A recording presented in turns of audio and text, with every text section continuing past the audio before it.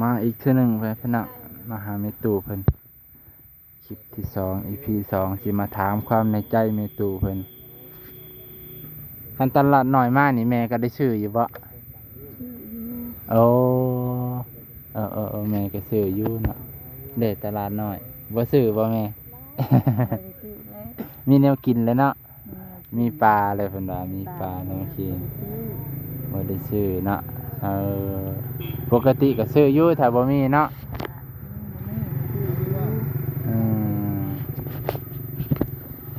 พอดีตลาดน้อยพี่น้องคนแถวเนี่ยเพิ่นบอกภาษาหยังแม่เพิ่นบอกเราเทิงหรือเราลุมโอ้มีแต่แม่ผู้เดียวซะเอ้า สิเข้าใจภาษาเพิ่นบ่แม่จะบ่ฮู้เลยเข้าบนบ่เข้าก็บ่เข้าเลยโอ้ตัวใดเข้าใจก็นำเพิ่นเอาอันนั้นได้ก็เฮ้ยน่ะแม่ตู่เพิ่นบ่เข้าใจภาษา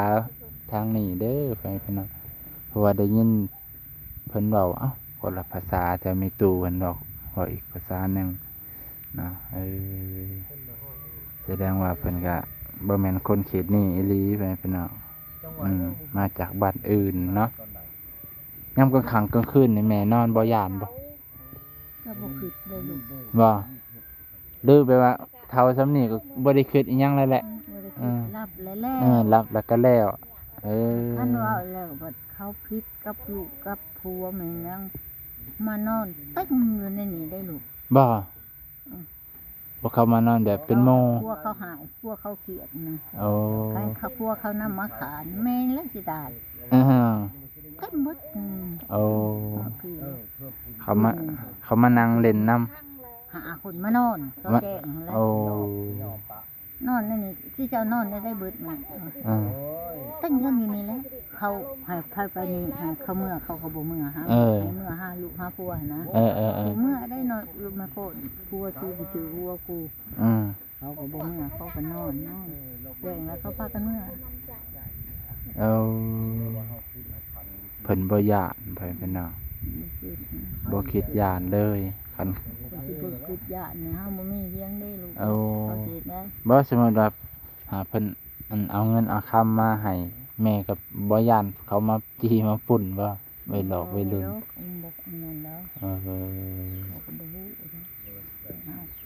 ยันว่าเด็กน้อยเขาเบิ่งทางโทรศัพท์เอ้ยแม่ตู่นั่นย่านคือกันได้เฮานี่ แม่ให้อยู่ผู้เดียวบ่จิตนาทั้งนั้นเนาะโดยดีแล้วยังกลางค่ำกลางคืนก็มันก็มีแสงอันนี้อยู่เนาะแสงอันนี้ก็บ่จะหุงเลยเดี๋ยวนี้มันยังหมดเอาเป็นได้แหละบัดสู้ล่ะมาที่ให้เพิ่นไปให้มีหมดมันก็บีบหมดก็บ่หมดบ่เปิดก็บ่เปิดเอาใช้รีโมทมันแม่ใช้ให้ลูกเบิ่งนะยามนี้มันก็บ่ปานใดเพราะเดือน3เดือน4เดือน5สิบ่ร้อนคักร้อนแน่บ่ บ่ฮู้ว่าเฮือนนี่สิแล้วจักอันเนาะจักเดือนจังสิแล้วเฮือนหลังใหม่บ่ฮู้แล้วตอนนี้ก็อิงตามบุญวาสนานี่แหละลูกเอ้ยได้อยู่แม่ได้แล้วบ่บัดกดตัวใดซั่นแม่กดตัวใดเบิ่งคนบอกแม่นี่กดตัวนี้ตัวนั้นปิดตัวนี้เปิดอันนั้นเนาะเปิดตัวนี้ปิดตัวนี้เปิดคำแล้วก็เปิดปึ๊บบัดสินอนก็ปิดปึ๊บเด้ใครยังจื้อได้เนาะแม่ก็ดูพอแม่ก็ได้เรียนหนังสืออยู่โอ้มันเป็นแม่เขาเบิ่งแม่เขาเบิ่งยังจำได้เบิดเกินนะความจำดีแม่พี่น้องแม่เป็นความจำดีปกติ97เนี่ยบ่หลงลืมได้บางคนนี่แต่ว่าแม่ใครจำได้อีกจำแม่ดอกแต่ว่าแม่เป็นความจำดีความจำสุดยอดจื้อได้หาลูกหาหลานเนาะว่าลูกหลานอยู่ไสชื่อหยังฮู้เบิดเห็นเพิ่นเล่ามาจำหลายลูกหลานเอิ้นเอาหน่อยไกลอยู่ไกล อืมสวรรค์เวียงจันทน์มีหมด ลูกหลานเล่นหลอน เล่นหลอดอยู่ดิ เอาอ่าต่อไปเป็นเนาะ อยู่ปากซองนี่ก็เสียละอยู่ปากซองน้ำซ้าย ต่อไปเป็นเนาะก็ได้ยินเบาเพิ่นถามว่า แม่เฒ่าพิษกับลูกนะมันย้อนอิหยัง ย้อนเล็กตะปู โอ้เล็กตะปู ก็แม่ถ้ามาเล็กตะปูก็ไม่เซ็น ซ้ำนั่น เท่านั้นแล้ว โอ้ถามธนากับพิษเพิ่นพิษใจเพิ่นบ่โอ้ มีแต่อ้างมีตั้งแต่อ้างแต่ว่าแม่นี่ส่งเพิ่นน่ะนะลูกแม่ก็ได้ส่งอะไรแม่เลยบ่อยากให้เว้า ส่งนี่ แล้วก็ดี มันคือหยังส่งนี่แม่ โอ้ก็ติเอาเพิ่นเอากันตะกี้แล้วที่ตึง โอ้ ที่ซีนั่นเด้แม่เลยใส่มีบ้านใส่มีเมือง โอ้ แล้วแม่แล้วบ่มีเงินใช้แล้วจำเป็นละส่งเพิ่นเลยหายบ่ลืมลูกเอ้ย โอ้ ว่าแต่คนส่งแล้วกันไปอยู่น้ำเพิ่นก็สิมีหิมีของเพิ่นว่า โอ้ หลายอันหลายแนวแม่จังลงของเพิ่นเว้าก็เดียวกระโดดนะ ส่งเพื่อเพิ่นกลับจังซี่บ่ ส่งเพิ่นเลยบาทนี่เพิ่นละกลับเอากันอีกกับแม่นะ โอ้ แล้วก็บ่ได้แต่งได้แป้งดอกไปนำกันซื่อๆถ้าพาพายพิษภัยแล้วก็บ่ได้เว้านำอีกบ่มีเฒ่ามีแก่เด้ อืม คันอยู่บ่ได้แล้วก็ปะกัน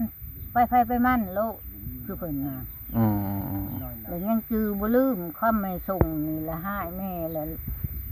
ทั้งเมียแล้วก็ไล่แม่นี้อีกบาดนี่ว่าส่งผัวเพิ่นแล้วว่าเงินจักกีบจักหยาดให้ว่า อืม จักกีบจักหยาดจนว่าหมดสิ่งหมดของไทยเอา อืม ไทยเอาให้เอาหน้าเขาก็ดี โอ้ แม่ยังส่งบ่แม่นว่าเฮ็ดบ่ดำบ่ดี โอ้ย้อนส่งผัวเพิ่นเมื่อคืนเพิ่นหายก็สิว่า อันผัวฮักผัวแพงเพิ่นก็บ่ เนาะ แม่ อืม คันผัวกับคันว่าบ่พร้อมพับกับกันก็เมียอะไรนี่ก็โตเพิ่นผัวก็จะสิไล่ไปใส่แม่เจ้าก็เว้า เนาะ อันนี้เว้าว่านี่คือนี่แหล้วคนเชิงแหละข่อยก็ดีเว่าแน่น อืม คันแม่เว้าพะหายได้หอดหูได้ โอ้ แม่เว้านี่ก็หอดได้หู โอ้บ่ถึกเพิ่นแล้วเนาะ อืม บ่ถึกใจเพิ่นแล้วคันแม่เว้า ข่อยเว้าแม่อันนี้คล้ายขี้หนาขี้ตาก็ว่า อืม บ่แม่นคล้ายแม่เว้าตามตัวจริง เนาะ โตเว้าโตพาเว้าโตเฮ็ดให้เว้าแม่ก็เว้าแล้ว เนาะคันบ่เฮ็ดไผสิเว้า คันบ่เฮ็ดสิเอาความเว้าในใจแม่ก็สิเคยเห็นว่าแม่ โดยบ่แม่นว่าแม่สิขายลูกขายเฒ่าเนาะอืมจังซั่น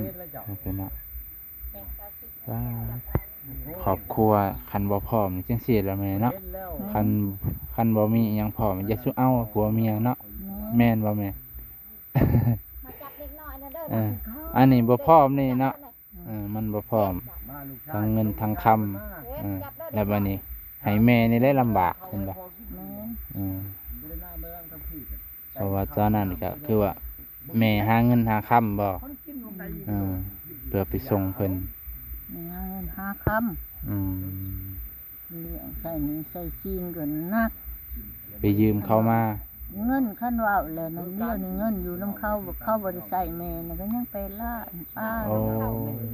แม่ก็บ่ได้ให้ ตอนนั้นแม่ไปยืมเขาหั่นเนาะแล้วบัดนี้เขาก็เป็นหนี้บ่หรือจังซี่บ่ แทนที่เขาได้เป็นนี่แม่นี่ เพราะว่าแม่ไปยืมใช้งานเขา ความจำมันก็ จังซี่บ่ โอ้ เป็นนักท่องเขา เงินแม่นี่แม่มีลูกแม่แล้วมีงัว โอ้ มีลูกชายข่อยแล้วมีงัว เด้อ แม่ละ ๆ ขายงัวเขา ๆโอ้เพื่อมา เงินเลยมาเลยอยู่น้ำเพิ่นเพิ่นเราก็บ่ได้ให้แม่เลยเขาเอง กูเบิดเลย หมดเลยลูกชายละให้แม่ ให้แม่ อืม อืม ฝ่ายลูกชายฝ่าย ให้แล้วน้องงัวเพิ่น ให้แล้วงัวเขา ขายพุ่นแล้วให้ทั้งนี้ อืม ทั้งนี้แล้วบ่ใส่ บ บ่ใส่เลย แล้วแม่เป็นผู้รับ จำบ่นำไรแม่นี่ก็สินึงฆ่าแม่นี่แหละลูกตัวนั้นก็ดี เนาะ ก็มันอยากได้มันฆ่าคนนี้นะ อืม ก็มันสิฆ่าสิ เนาะ มันไปละ เพิ่นก็สิบ่เฮ็ดดอกแม่เนาะ มันสิบ่ได้ตัวเนี่ย อืม เป็นเลยนี่ก็บ่ได้เลยได้เงิน เพิ่นคาด ก็บ่ได้ว่าได้ เพิ่นผิดใจย้อนแม่ส่งเชื่อนะลูกเคยบ่ เคย ส่งลูกเคยกลับเพื่อนเก่าบ่ กับเพื่อนเพิ่นเอง บ่มักตัวนี้ ผิดใจเพิ่น ผิดใจเพิ่นบอกคนส่งเลยนี่ก็อ่านส่งเลย อืม แม่ก็ได้ส่งอันนี้แม่ก็บ่ลีกได้ แนวแม่เฮ็ดอีหลีเนาะ แม่เฮ็ดอันนี้ผู้เสื้อก็ทำบ้านทำเมืองก่อนสิส่งนี่ในไรทำบ้านทำเมืองถ้าว่าแม่ว่าอ้าว แต่ว่าเขาก็กลับมาอยู่นำกันอีก อยู่นำกันนั่นเอากัน แต่บ่ได้แต่งมาที่ช่องนี่บ่ได้แต่ง บ่ โอ้ บ่ได้มีสามีเคยบ่มีแฟนเลย บ่มีใครรับผู้มาอยู่นำกันเลย อยู่ได้อยู่บ่ได้จะไปมันก็ไปแล้ว ลูกเพิ่นน่ะมีจักคน ลูกเพิ่นยัง3คน โอ้แสดงว่าแม่ตู่ในร้านแล้วซั่นเนาะ มีลูกมีหลานมีเล่นอะไรเล่นก็มี เล่นก็มีแหละแสดงว่าลูกเพิ่นก็ใหญ่เติบ สิเห็นฮอดหลอดเลยได้ไหม ป้าแต่ลูกของผู้นี้ ลูกของคนนี้ อืมจังสั่นต้นปลายสาเหตุที่เพิ่นไล่แม่นี้แต่คันผู้เป็นลูกนี่ก็จักสิว่าจังได๋แหละถ้าเป็นบ่าวนงก็บ่กล้าเฮ็ดดอก ไล่พ่อไล่แม่นี้10สิดี20สิดีก็จะไล่เพิ่นนี้ แม่ก็คือผู้ให้กำเนิดลูกเพิ่นสิดีสิชั่วขยาเพิ่นให้เพิ่นอยู่พักเศร้าในเฮือนก็พอคันบ่มักเพิ่นก็ให้เพิ่นอยู่แต่ในเฮือนหาข้าวหากินหาข้าวหาน้ำให้เพิ่นกิน ว่าเต็มซบเต็มปากเลยจังให้แม่ขึ้นแม่ก็ขึ้นบ่ได้ เนาะจังได๋เขาสิว่าเอ้าเห็นเป็นข่าวแล้วจังสิให้แม่ไปอยู่คืนไปสิว่าเนาะเห็นเขาสิซอยเรือเพิ่นสิให้แม่กลับเมื่อคืนย่านเขาว่าเจ้าของ ได้บ่ยอมตายตายแล้วลูกจะมาทิ่มก็มาบ่มาทิ่มแม่ ก็แล้วแต่ แล้วแต่แม่เลี้ยงใหญ่แล้ว เลยก็สิว่าทิมบ่ทิมก็แล้วแต่เพิ่นไปพี่น้องแม่เพิ่นจนดอกกับปาก แต่ว่าแม่นี่ก็ฮ้อยก็ยังหักยังห่วงลูกคือเก่ายังคิดฮอดคิดถึงบ่ คือหอดคือทั้งอยู่แต่ยังได้ความเว้าของลูกมันเจ็บเบิดเลย เจ็บใจแห้งเนาะเจ็บใจของความเป็นแม่เนาะ ใจ เจ็บใจ แม่ แห้ บ่ ง ได้เลี้ยง คือแม่เฮาคือเฮาบ่ได้เลี้ยงเพิ่น แม่ ไว้ น้องเพื่อนแม่เปรียบเทียบใส่อัน หาเหตุหลายเหตุการณ์เอาแล้ว มาหั่นเด้ อืม แม่เป็นมาหั่นเด้ลูก โอ้ แม่นั่นลูก ป้า 3 มื้อแม่บ่ได้กินข้าว ป้า3 มื้อ3คืน 3 มื้อมันกืนบ่ลงเด้ ลูกเว้าแห้งโพดเนาะ บ้านเมืองหาเขาวมาให้กินเอากินบ่ให้อุกบ่ให้อันคืนมันก็บ่ลงลูก น่ะมันต่ำใจแห้งบ่เนาะ มันคืนบ่ลง โดย กินผู้นั้นก็ไปหาเขาวมาให้กินผู้นี้ก็ไปหาเขาวมาให้กิน โอ้ คืนมันบ่ลงลูก โดยคาคอจโลว่าซั่นดะ เอาน้ำลองลงก็ยังบ่ลง อืมมันเจ็บคำตัวนั้นที่ลูกว่าใส่เนาะนี่แหละ ต้นปลายสาเหตุของแม่เพิ่นที่เป็นลูกคนใดนี้แผลเป็นเนาะก็สิพังนำกันเนาะแม่ตู่เพิ่นกับเราคือเก่าคือเดิมนั่นแหละเพิ่นบ่ได้ตกบ่ได้แต่งบ่ได้อิหยังจักอีเพราะว่าหลายส่องมาถ่ายเพิ่นก็เว้าคือเก่าว่าน้องก็ บ่มีความ บ่มีความอื่น ลื่นนั่นก็บ่มีรถนั่นก็บ่มีเนาะโดยต ลื่นก็สิเล็กน้อยนี่แหละคือ โด ไป ย ลื่นก็สิลื่นนี่ก็ลื่นน้ำความเขายงแย่มาอีก เท่านั้นลูกเอ้ย เด้อโอ้ยในตัวเอ้ยเอ้าจะได้ก็อีกบ่โดนก็สิได้เฮือนใหม่แหละ จ้า เฮ็ดต่ำๆเนาะมันจะขึ้นง่ายลงง่าย ไม่ได้ผิดไม่ได้หาก็เอา ก็เอาคือเก่า เตี้ย ให้เป็นลงง่ายขึ้นง่าย คันมีน้ำบาดาลแม่ก็คือสิสูบบ่ได้แล้วมีแห้งอยู่บ่ แม่งอยู่ ได้ บ่ได้ก็บื้นนั่นแหละ เด้อ เพราะว่ามันจะมี แถวนี้ก็บ่มีน้ำสางเนาะ อืม โอ้ มีน้ำสาง เพราะมันเป็นดินสูงนะแต่นี้เนาะแม่เนาะดินสูง ดินโคกขันยำเฮ็ดยำห้อยนี่พอหาได้อยู่ตามเบิง เฮ็ดฮอน เออ บ่อึดโคกแบบนี้หลายเฮ็ดดินไปเป็นน้องแล้วดูเฮ็ดดิน สบาย เอ้าแม่เขามาขอบใจเด้อโดย